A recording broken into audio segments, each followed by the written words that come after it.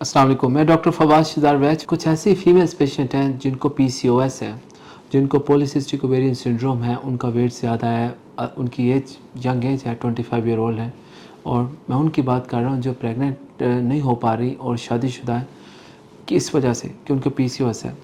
मैं आपको आज एक रियल एग्जांपल बताता हूँ। मेरे पास पेशेंट आई, उनको कब से ये बताया गया है कि आप प्रेग्नेंट नहीं हो सकती, आपके हार्मोन का बैलेंस नहीं ठीक, आपको पता नहीं क्या है, गायनेकोलॉजिस्ट पता नहीं उनको क्या क्या बताती रही।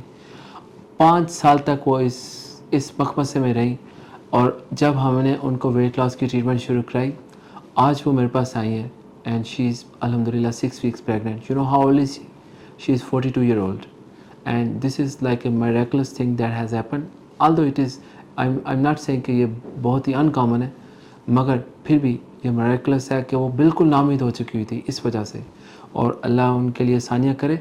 मैं ये आपको बताना चाह रहा हूँ, नाउमीद ना हो, मोटापे को ऐसे तरीके से उसको ट्रीट किया जाए तो इट इज़ ट्रीटेबल, और उसके बाद आप एक अच्छी लाइफ गुजार सकती है। प्रेग्नेंट नहीं हो सकती थी, प्रेग्नेंट हो सकती हैं वो, जिनको घुटनों का मसला आ गया है, पट्ठों में खिंचाव है, और बार बार पेशाब लीक हो जाता है, पेशाब का मसला है, और पता नहीं उनकी यानी कुछ ऐसे वाली फटीग इतनी ज़्यादा कुछ कर नहीं सकती, और ड्यू टू ओवरवेट।